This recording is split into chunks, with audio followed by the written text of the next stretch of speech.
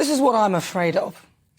Rather than focusing on what they will deliver us, the voting public, in the midst of this sort of governmental breakdown, the Labour Party, instead of offering a respectable sort of glimpse as to what their vision is, they're once again taking digs at the Conservative Party.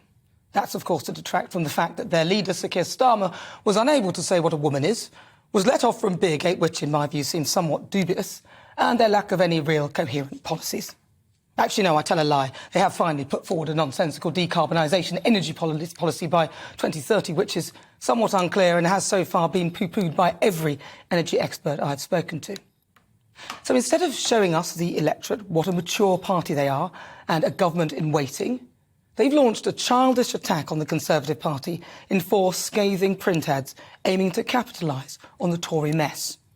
Now, one of the posters has the heads of both Liz Truss and Kwasi Kwarteng superimposed over those of crash test dummies, saying, "These dummies have crashed the economy. Tory recklessness is ruining Britain's standing on the world stage. Only Labour has a plan to restore it." Another accuses the Conservatives of forcing thousands of hard-working families to pay an extra £500 a month for their mortgages. Well, let's not let facts get in the way. For starters, whilst mistakes were made, there is no way that Liz Truss and Kwasi Kwarteng can be blamed for all of that. What about COVID, the Russian invasion, which has had a serious impact on the price of energy, and, of course, the global rise in interest rates and inflation? There's one which features a shredded Union Jack with the slogan, "Britain's reputation in tatters," and the fourth with Liz Truss and Jeremy Hunt dressed as clowns. Ha ha, ha ha, very funny. The British public aren't laughing, though. We're crying.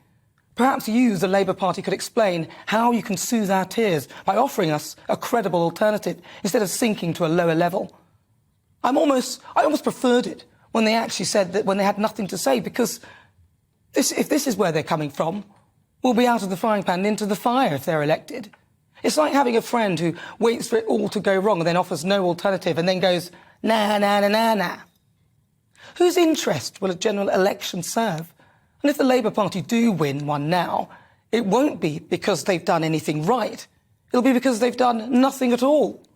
It's not a game. And neither is it a done deal. If you're serious about running this country, prove it. Show your hand and tell the British public clearly what you stand for.